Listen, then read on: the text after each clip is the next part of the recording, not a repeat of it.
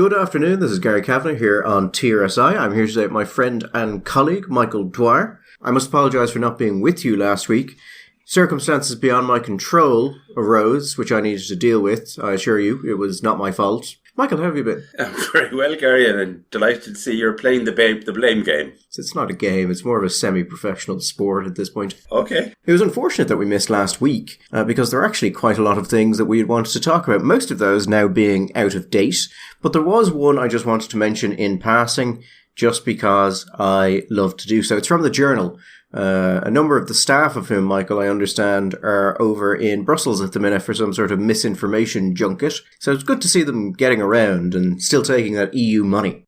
Well, they have to keep up to date with all the latest trends in fact-checking because, you wouldn't want disinformed or misinformed fact-checking to go on. Absolutely not. So on that basis, Michael, I was very interested last week to see the Journal expand on the definition of, what is meant when someone is called far right, because it's often a great thing, Michael. Oh, yes, I know where we're going now. They did a piece on the three new anti-immigration parties in the Dáil. It was a bit of an odd piece in that I believe the URL said that those parties were far right, so I wonder if there was some last-minute editing, possibly at the behest of a legal team. But anyway, so the Farmers' Party was in there. I've met some of the Farmers' Party people. Don't strike me as particularly far-right, kind of farmers for the most part. Right. They were talking about one of the other parties, and they gave... Here's their explanation of one of the reasons why they were far-right. That the party was saying that it is seeking to establish a real opposition, and this is a direct quote, a reference to conspiracy theories and far-right political beliefs that current opposition parties are either in cahoots with the government or are not properly representing the will of Irish citizens. So, the Journal, Ireland's only official fact-checker for Facebook and an organisation that is going to try and bury in like a tick into the Media Commission to have itself recognised as one of their trusted fact partners, I have no doubt, believes this. If you have ever thought that the opposition does not represent the will of Irish citizens, which could, come in the form of, I don't know who to vote for. I'm an Irish citizen, and I don't feel any of these parties represent me. You are far right now. And we hope this is clarifying for you. And also, it's a conspiracy theory. It's also a conspiracy. Yes. That's the bit that got me. The fact that every day of the week, anybody who has a vague interest in politics and is willing to have a conversation with other citizens of the country will meet people who say, again and again you meet these people, I don't know who to vote for. I wouldn't vote for any of that crowd. Sure, they're all the same. There's no opposition. This is a conspiracy theory which, Gary, is sweeping the country like a forest fire in California at the end of July. It's fantastic. It is, by a distance, the most successful conspiracy theory I have ever seen. And I'm thrown in JFK into that. It's also, it's a very easy one to fall into. Like, it's got a lure to it. Like, most conspiracy theories, you have to believe a series of things which, are maybe a bit out there. Whereas to do this, really, I think you might just need to internally think, I don't think any of these people represent me. Which is a very low bar to entry as conspiracy theories go. And if you start talking to people about it, about how you don't know who you're going to vote for, because you don't think any of them properly represent you, now you're a conspiracy theorist. Like you said, the bar is not massively high. You have to believe something like that the basic attitude and culture of many people in Fine Gael is similar to that of people in the Social Democrats or the Labour Party or on the progressive wing of Sinn Féin. And you know what, Gary, that does not feel to me like something which is a Herculean task. That I think that you could take the Social Democrats up by the head and drop them into the government without two things. Without any noticeable difference to the government or any noticeable difference to the opposition. There are certain people, Michael, who, as they're repeatedly kicked in the gut by the government, might look up and enjoy the fact that some of the boots are more feminine than others. You think?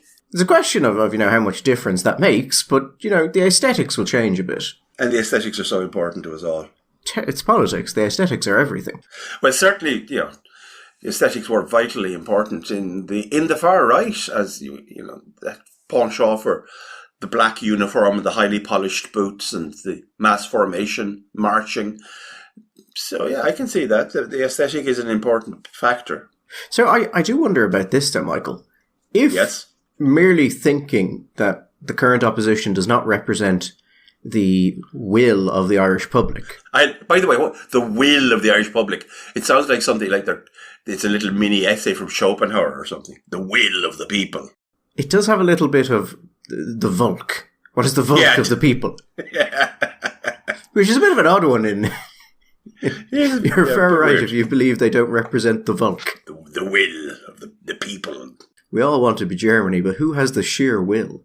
Yeah, exactly. Yeah, if merely thinking that you're not represented makes you far right or a conspiracy theorist, what would they take of the recent poll result which asked, would you consider voting for a party or candidate who holds strong anti-immigration views? And 35% of the country said yes. 35%?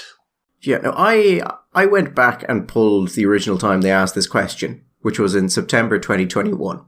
And I think they then didn't ask it for about a year, because I think they thought, well, you know, how important is it going to be? In 2021, at the end of 2021, when they asked this question, 14% said yes.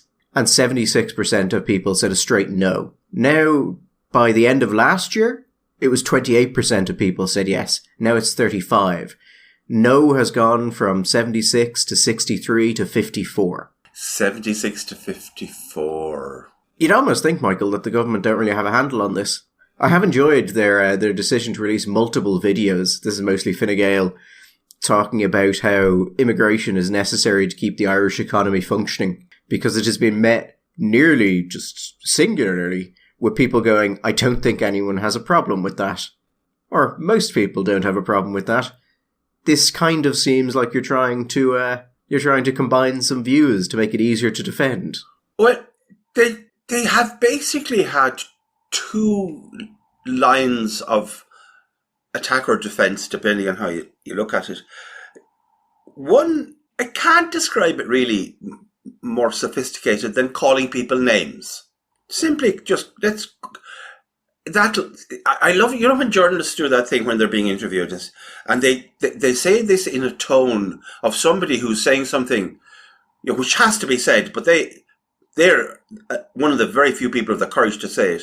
And I have heard at least 5 or 6 journalists in the last little while say, let's call it for what it is.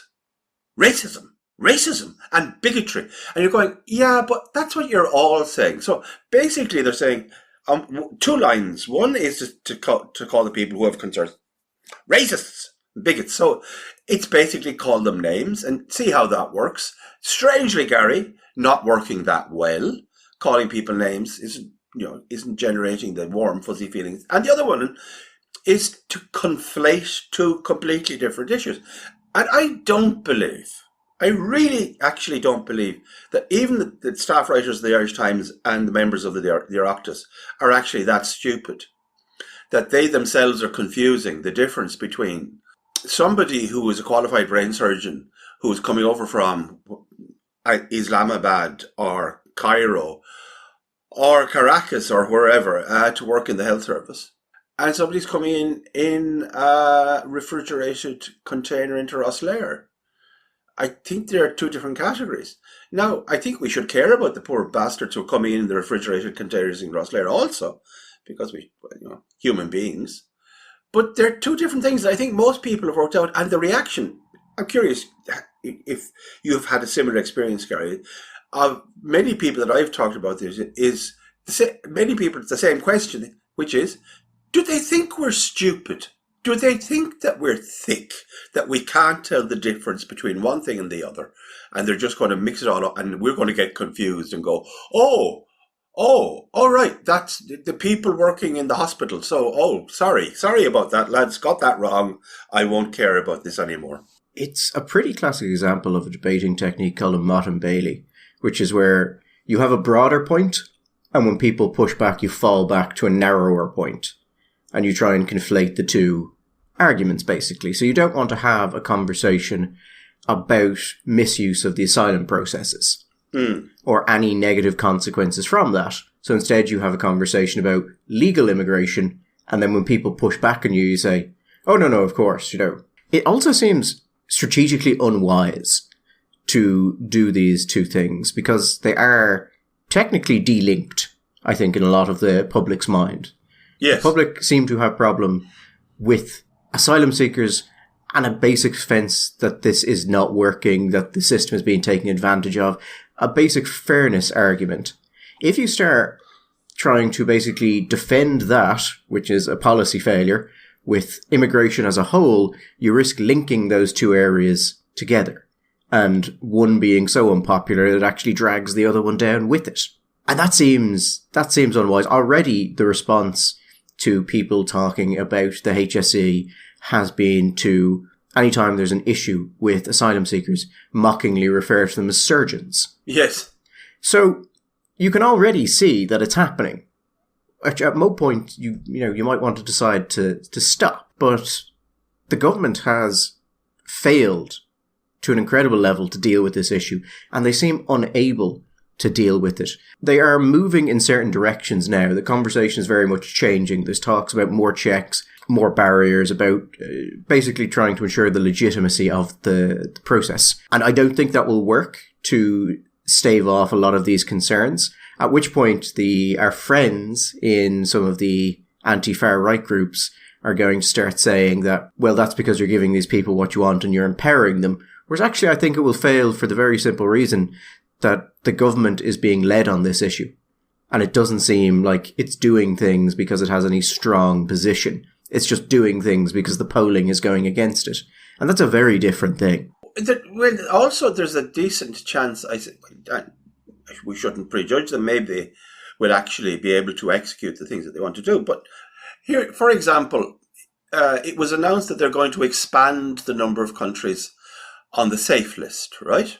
And this was to be taken as a token of how seriously they're taking this issue, and they're going to be cracking down, Gary, crack down on this problem. The reaction, however, of many is going to look at that. Well, you can add 100 countries to the safe list. Since you didn't deport any of the people who are on the old safe list, why should we think you're going to do anything about what is happening to the people on the new safe list?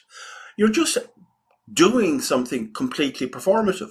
Now, that might be unfair. It may be, in fact, the case that they had got better about getting people who had applied, who were coming from safe countries, and not processing them and deporting them, although the self-deportation thing seems to have been a bit of a failure. I think that people are just going to think, this is just theatre, it's performance.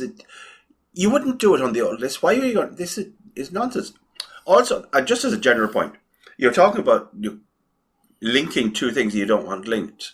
It has struck me that if you're a government, is it really a good idea to keep repeating the line, our health system would collapse if we didn't import healthcare workers from other countries? Isn't there a risk that somebody is going to start saying more than they have up to now? Well, why would our healthcare system collapse? How fragile is it, considering the vast amounts of money that taxpayers pay for it? And why are we not producing enough doctors and surgeons and consultants and nurses? And surely that's a policy failing. And surely the government should be doing something about that, rather than stripping developing countries of their skilled medical professionals in order to bring them in here to support a failing system. I'm just saying, Gary, I'm not sure that it's 100% a good idea to keep harping on about the imminent collapse of a health system which is under your care. Also an element here that is worth mentioning. It's something we mentioned, I think, over the last number of years, Michael. The system is widely perceived to be open to abuse, to be massively abused by people who are economic migrants. Nothing wrong with being an economic migrant. Is very much something wrong for misusing a system that is designed for those who are fleeing the worst kind of circumstances. Well, no, actually, I consider, sorry to cut across you, Gary, but I think that it's for the economic migrant, it's a perfectly reasonable and rational thing to do. I think if there's a failure, it's a failure on our side, not to obey our own rules. For them, why wouldn't they game the system if they can? It's a perfectly rational thing to do. Oh, I think so. It actually reminds me of one of my favourite quotes on government, which is that the man who creates a system which is open to corruption and which incentivizes corruption has committed a sin. Yes.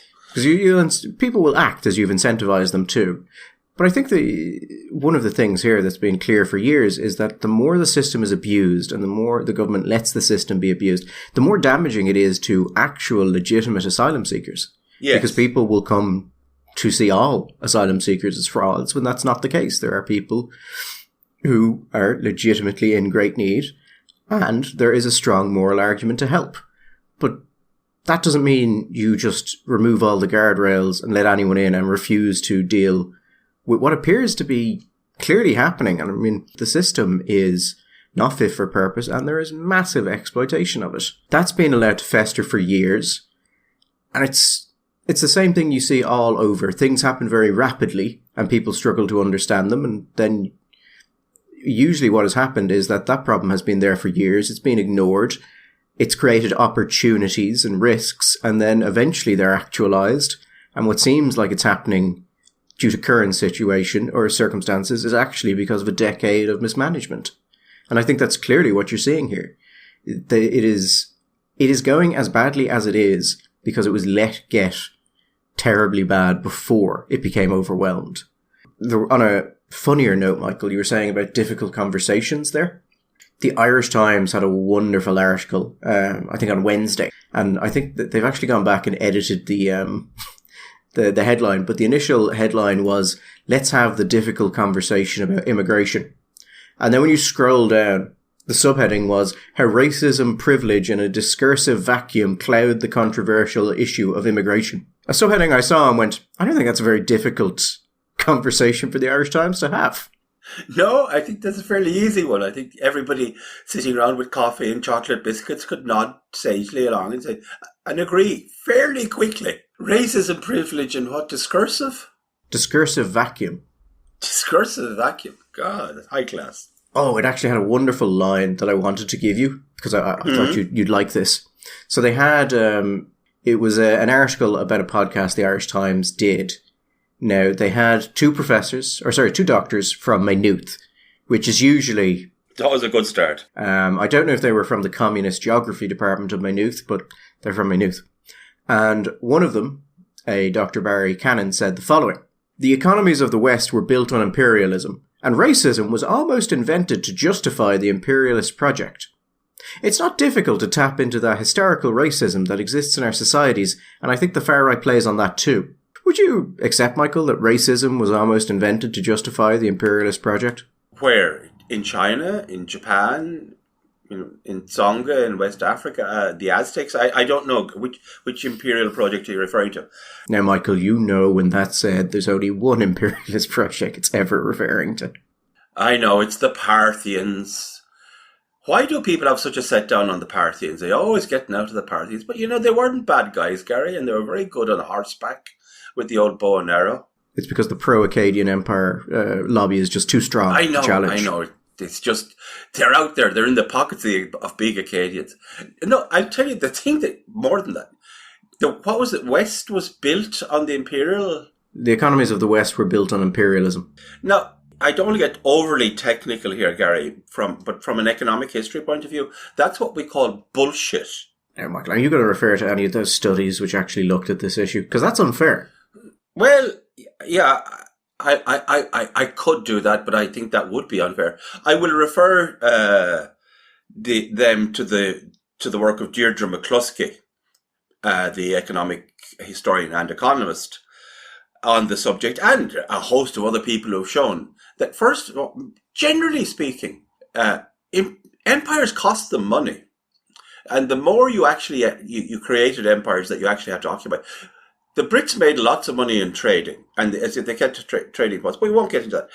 What made the West rich were ideas. Ideas, inventing things, inventing processes, producing stuff, and that was it. And there are as many books and as many papers and as many histories as you want this notion is just bullshit. The Spanish were choked. The Spanish economy was choked on the gold of South America and the silver of South America. If economies were built on the backs of the imperial project, why why is the Dutch economy the first to do what it does? It's just, and listen, I'm not going to get, that's just pure old-fashioned Marxist bullshit. Not even high-class Marxist bullshit, low-class Marxist bullshit. I don't think even Marx would have said that. It is actually a very common argument, and it usually depends on particular redefinitions of racism. And oftentimes the concept of whiteness, although it depends on the period they're looking at. It's a very common argument. It's one I've heard. I've never found it terribly persuasive. It's kind of a word game that involves basically redefining racism so that, you know, smaller scale, internal or tribal issues cannot be classed as racism. Because if they can, then that, you know, it's totally incoherent. I mean, I do think there probably is something to the idea that the kind of racism that evolves in Europe, colour racism that evolves in Europe, is not unconnected to the African slave trade.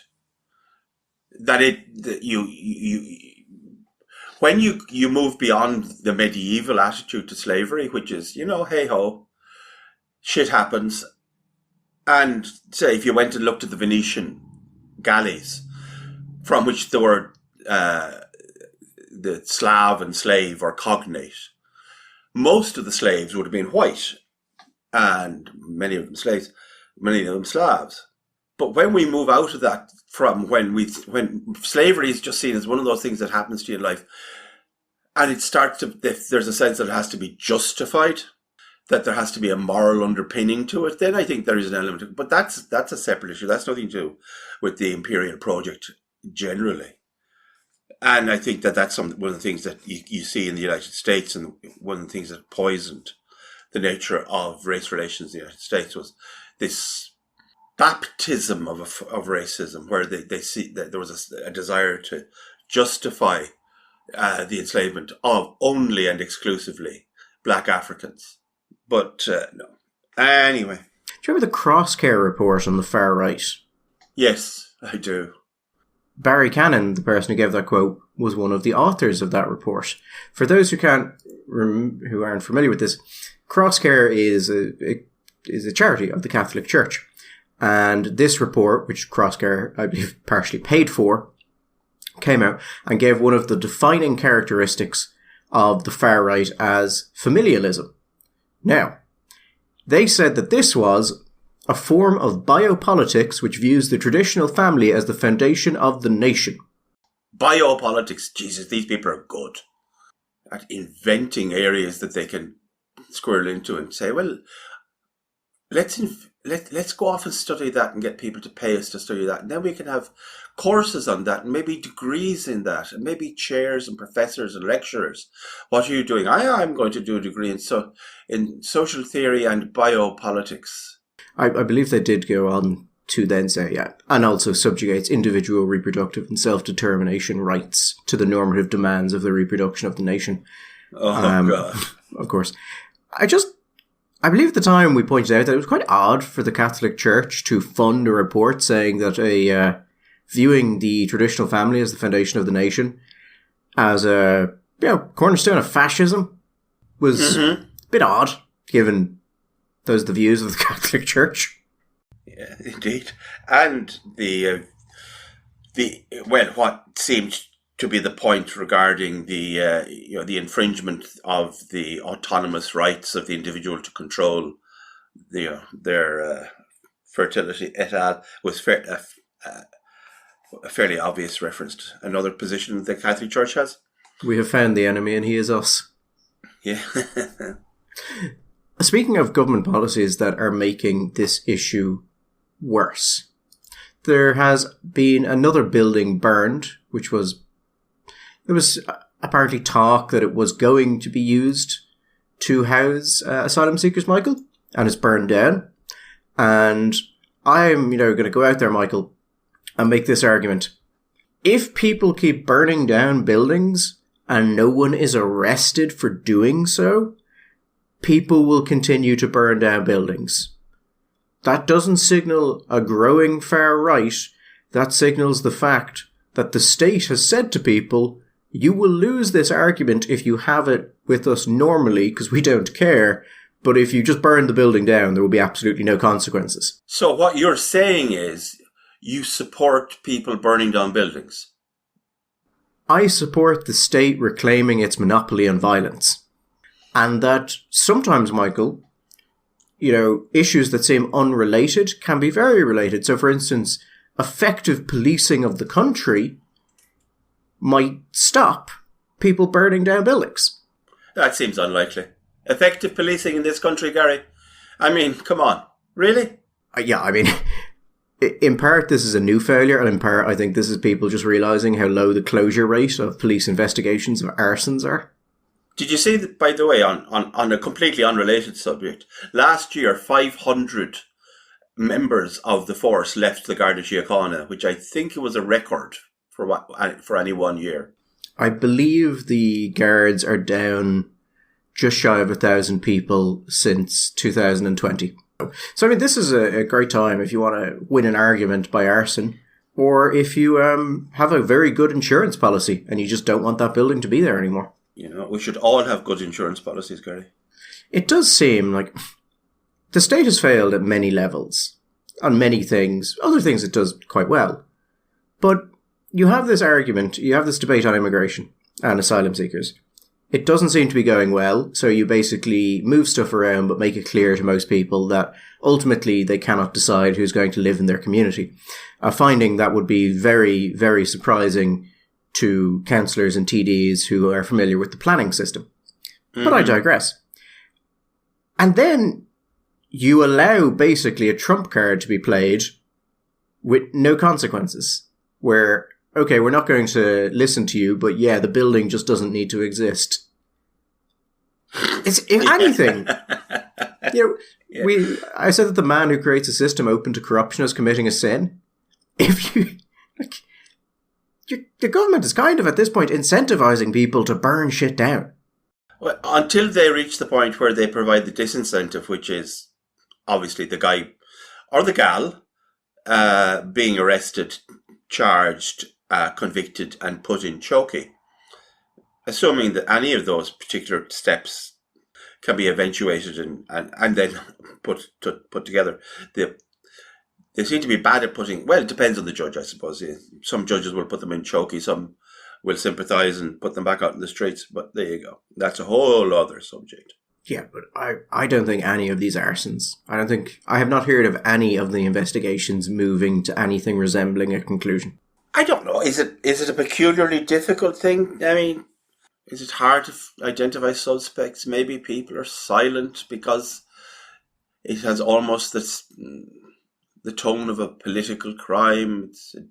I don't know. Maybe people aren't talking. No, maybe these are very careful arsonists who are not leaving any forensics behind them. Although it's hard because I've watched Criminal Minds and they always find something. I don't think we can blame the guards for not performing at the level of Criminal Minds. Performing, it'd be hard to perform at the level of Criminal Minds. Perform, at least. I mean, that's a little acting joke there. But anyway, there wasn't just stuff about the far right and immigration in the poll, Gary.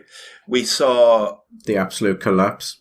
Well, the absolute collapse. Let's not overegg it. Everybody is going mad about the numbers about Sinn Féin, right? Oh no, I wasn't talking about Sinn Féin. I was talking about the referendum polling. Oh, yeah, that's fun. That's more fun. Talk about that. So the people might have been familiar. This is the second poll that's been taken on how these referendums are going to do, how many people are going to vote for them. And you might recall, Michael, the first poll, which was taken, a month ago? Yes. Revealed just a massive amount of people were very supportive of this and were absolutely going to vote for it. And there was a lot of sort of, shall we say, Michael, a certain amount of swarminess of, well, look, the far right and Iona Institute and David Quinn and these people have no power. They've all gone now. Which kind of reflects the fact that these people desperately want David Quinn and Iona Institute to take as large a role in this referendum as possible so they can position it as let's kick the church again, which David so far has taken a sort of I'm just not going to do that approach, which is wise. But it turns out that the support for the referendum has gone down in a month. You've got to admit, Michael, staggeringly effective work by the NGOs. Yeah. It is. And I mean, they've got no real opposition. They have not had real opposition. I have the sense that there is an opposition getting up, gearing up. And it's a lot of small, rather independent-minded women's groups in particular. And I think that that's going to be a real problem for them, because when the campaign gets going, there will have to be 50-50 on the TV and on the radio and so on representation on the site. And my money will be that that you'll see the producers of various shows on state and private media constantly ringing up people like Ronan Mullen and David Quinn to go on their shows. And I suspect that Ronan Mullen and David Quinn will be responding, no, I'm terribly sorry, I can't this week. But maybe you talk to those lovely ladies over at the Countess, for example. Or, I don't know, the radical Marxist-Leninist lesbian collective. They'd be happy to go on your show. But they don't want those ladies on the show, because those ladies are, shall we say, counter-narrative and problematic for them. But I think that's going to be one of the problems. I mean, what's it down? It's down from like 63% to something like 48%, something like that. I think, yeah, it's 48 or 47%. Something like that. Now, the question is if that's a trend. And if there's any kind of, shall we say, negative momentum going on there, that's going to be they're looking down the barrel of lost territory for also. Do you not think that if it starts looking like it might lose, I don't think there are that many people who actually care terribly much about this passing, other than the NGOs who suckle at the state's tit and have therefore to go around pretending at least that they do care desperately about it. But I think there are a lot of people who are annoyed and pissed off, but maybe wouldn't be bothered to vote. But if they thought there was actually a decent chance of the thing getting defeated, might say, oh, actually, I think I will go and vote no. If for no other reason, just to give the government a kicking, which in fairness, Gary, is always a good reason to vote. I just enjoy the fact that it's gone from, well, a very solid victory along the lines of the abortion referendum to, okay, people have paid attention to us for a month. Oh, God. It has been, we want to, we talk a lot about misinformation and disinformation, Michael. Some of the shit that these people have been let say, and there has been this sort of studious, ignorance of it from some of our fact checkers. Like, they don't want to be fact checking what the National Women's Council of Ireland is saying about what the Constitution says about children outside wedlock. Just wild shit. The whole church thing, I think is politically is interesting. I think that for a lot of people that's gone. The sting has got out of that, so they're kind of left struggling where to go. And when it comes to stuff like, for example, saying, the marriage ban, like say in the civil service and in semi-state companies, but women that this was a direct consequence of the Constitution, and going on and on about writing long, interesting articles about the state of the lives of women in the 1930s and the relationship between Dev and McQuaid and all this. The reaction of people is, why are you talking to me about that? What's that got to do with today? I have seen local political figures blame, say you must vote yes for this referendum, and blame the constitutional clauses for the fact that marital rape was not illegal for so much of the state's history. And you do immediately think, one, I don't think those two things are related.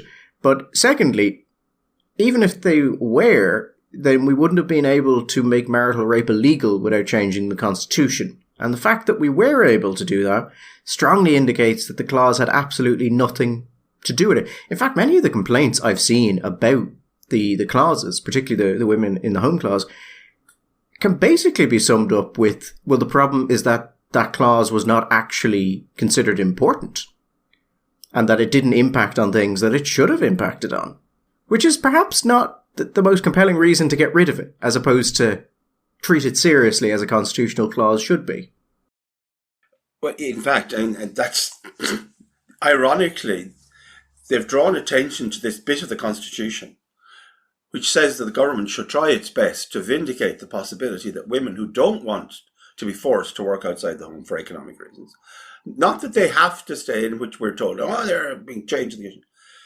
And they're drawing, look, this is in the Constitution. And there are many women out there going, well, you know what? I would like to stay at home for the first 2 years of my child's life if I want there, and or the first 5 years. All right, and I would like to work part-time. And this bit, the Constitution says that I should be allowed to do that. So, lads, what the hell is going on here? And that's not supposed to be the question they were asking. That was not supposed to be the consequence of having this referendum. Having a bunch of women going around saying, why aren't you doing what it says in here? And it's all very upsetting, Gary. But we shall see. It's going to be fun. But I was referring not so obliquely, to the last week's opinion poll that we missed. Saw Sinn Féin in that particular poll down to 25%, which it was decline off a peak of 36%, so it's down like 9-10 points, and it's down 7 points in a few months. And people have been writing basically obituaries for Sinn Féin, when all that's happened is they have gone back to roughly where they were, or slightly above where they were in the last general election, which everybody agreed was a very, very good result for Sinn Féin. So I think everybody's getting a little bit previous with the writing off the inevitable decline and death of Sinn Féin. But it is an interesting question. What has happened? The stat that I thought was most interesting in the various polls that I saw, Gary, was the decline in the support of young men was marked, much more so than women. The decline in support of men was very strong, and I think you could link that to that we've seen other polls about polarization or politics and gender, that men are moving to the right and women are moving to the left. That maybe the particular cultural, political problems that Sinn Féin is facing at the moment are seen as more problematic by men than by women? I mean, for a while we were hearing the arguments that these falls in Sinn Féin were not real, that they were polling errors or things of that nature. Yeah.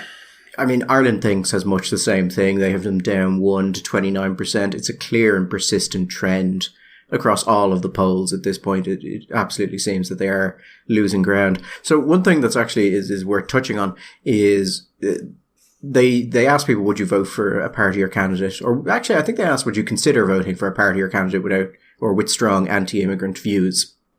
But they also broke it down by party affiliation, as in who did you vote for the last time, or are you a member of the party? And it's unsurprising, but perhaps good to remind people of. Aontú was the highest. 79% of Aontú voters said that they would vote for such a party or a candidate. Independents and others, 75% said that they would do so. That's not surprising. It's been widely talked about how the growth in this issue is driving independent and others' votes, so not surprising. Sinn Féin, 36%. Fianna Fáil, 27%. And then Social Democrats at 18%. Fine Gael were only at 16%, which is to say Social Democrat voters are more open to voting for a strong anti-immigrant party than Fine Gael voters. Yeah, but a 2% difference in that sample size is, No, I would imagine not very much. People for Profit at 7% and Labour at 6%. So nothing, I think, terribly surprising there. Not surprising, but I would say 36% represents a concern and a problem for Sinn Féin. 36%, and Fianna Fáil, I think, appear artificially low here, because I think it was much higher initially, and they've lost a lot of those voters. They lost them first to Sinn Féin, and now to independents and others, I think is what's happening there.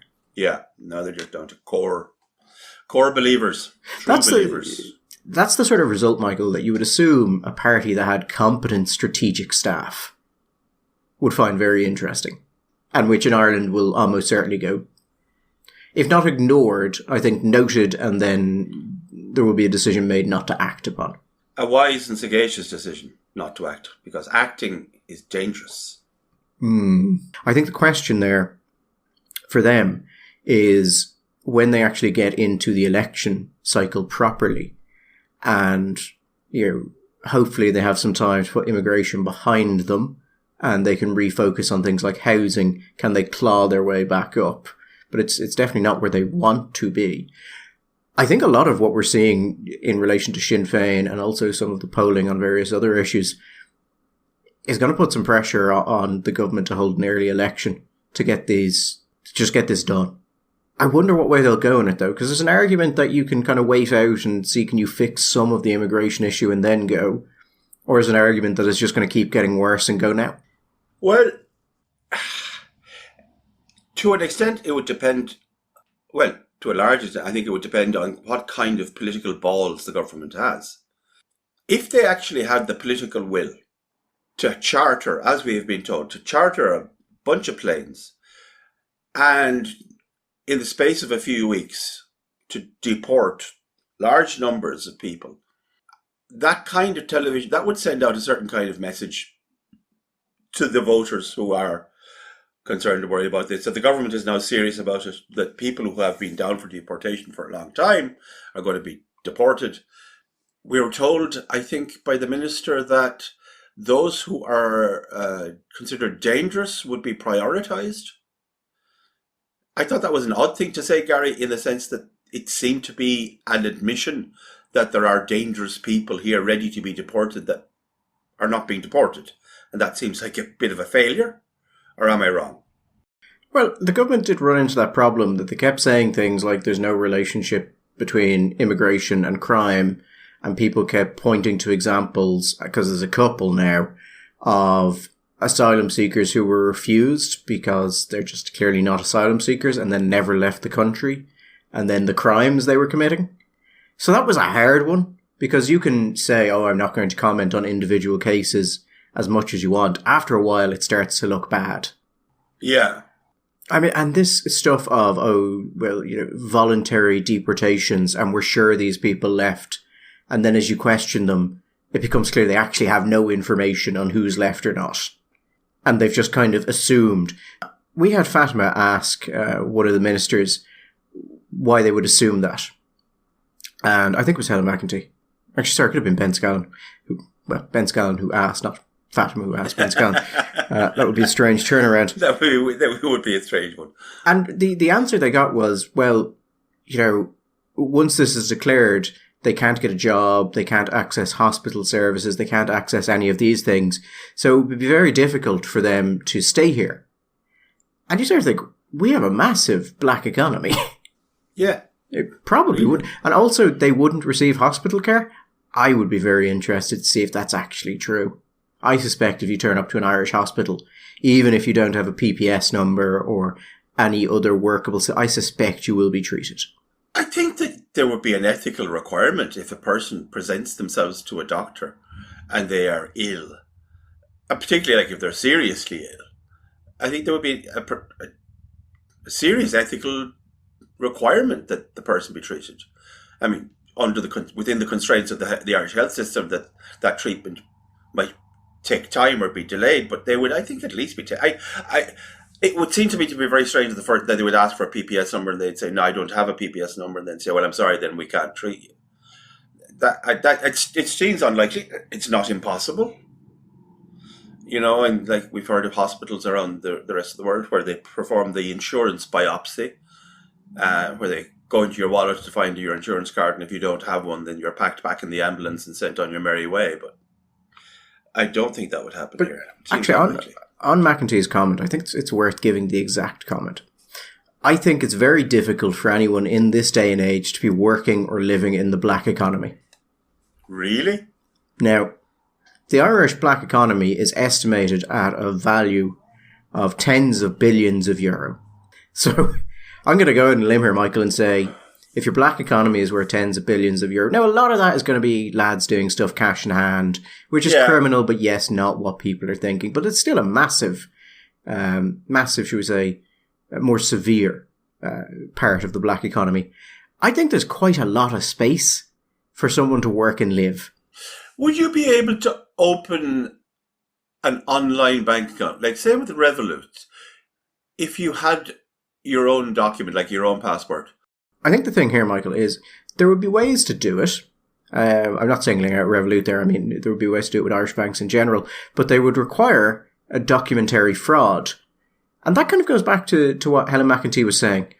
I think it's very difficult for anybody in this day and age to be working or living in the black economy.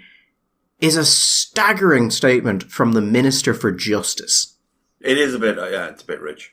So, yeah, there's things in place to stop people from doing that. But I'm going to assume, Michael, people who by necessity are going to have to act in criminal fashions probably have a willingness to engage in documentary fraud, slightly above what we would see from the rest of the population. When the last time I was getting my high street bank account, it struck me that many of the requirements were an absolute pain for me. But if you are in fact somebody who was engaged in a life which was not completely on the up and up, none of this would have been problematic. You would have been able to do if you were willing to do bad things. And we're not talking about grossly bad things, but if you're willing to break the rules, it would have been perfectly easy to get the account. It was just, but for the law-abiding citizen, just had his life made just more tedious and more difficult for things that really were never going to be effective guarantees against people using the system in ways that they didn't want it to be used. So, and I would point out again that McEntee's point there, she was saying that because she had said that, how do you know those with deportation notices actually leave the country? Because they've no stats. They have basically no information on this. And she said that it was, I believe she believed it, and it was an implied assumption. And when asked based on what, she said, well, what are they going to do? Support themselves through criminal acts? Which you'd have to say, as the Minister for Justice, you might have to go, yeah, that seems entirely possible given the circumstances. Now, just before we go, and since we're on the topic of, shall we say, of criminal justice et al., and people doing things and not doing things, just for regular listeners, we will know that we have occasionally referred to a certain individual called Nayib Bukele, who is the coolest dictator in the world, self-described, although he's not really a dictator. He's the president of El Salvador. And Gary, you may or may not know that elections are being held in El Salvador. Is he still polling at 90% approval? No, Gary, his vote has collapsed. It looks like he's going to be elected to be president with only 83% of the vote. However, a lot of the votes haven't come in yet. So while it does, he will be re-elected. That number may go up. So just to repeat, when he declared himself the victor of the election, not officially, but he declared himself, he was running at 83% of the vote. That's not a bad number for a democratic election these days, is it? Yeah, I saw Al Jazeera's response was that he claims election win before official results announced. I think at the point you're polling at that level, you kind of know you're going to win. It'd be very strange if you didn't. I love the line from Reuters where they're discussing his success and the fact that murder rates have gone from being one of the most dangerous countries in the world to being one of the safest and safer than Canada. And I love this kind of weasel language. But some analysts, Gary, unnamed, have said that mass incarceration of 1% of the population is not sustainable in the long term. I think he's up to more than 2% of the adult population now. But you know what? The message for me from that is, Gary, if you get somebody, shall we say, a strong man and a strong government, I'm not saying caudillo, I'm just saying it, who takes strong action, the people, it turns out, give not that many fucks about civil liberties and the niceties of constitutional government. And I'm not saying I approve, because actually I don't approve. But there's a political lesson there. 83%. There are 60 seats in the El Salvadorian legislature. Mm-hmm. His party is predicted to win 57 of them. And no, there has been no complaints I've seen that the election is rigged. No, none.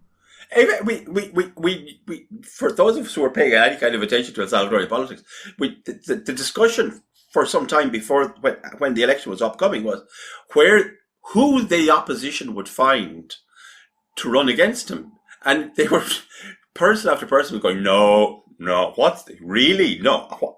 I'm going to waste my time doing no. Stop. The struggle was finding somebody to run against the guy. Yeah, they tried to put up a united opposition front because they realised that was the only thing that was going to do. They failed to do that because Michael said no one wanted to do it. And now there will be, on projection, 3 opposition seats. To explain this, the El Salvadorian murder rate before he got into power was about 103 per 100,000, which is insane. It's ludicrous.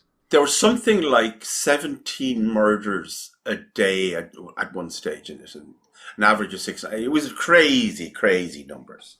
By the end at last year, and this is based on official data, and there are some concerns about it, but there's also a general acceptance that if it's not exactly accurate, murder rates have legitimately plummeted. But the official rate is 2.4 per 100,000. He has reduced murder by 98%.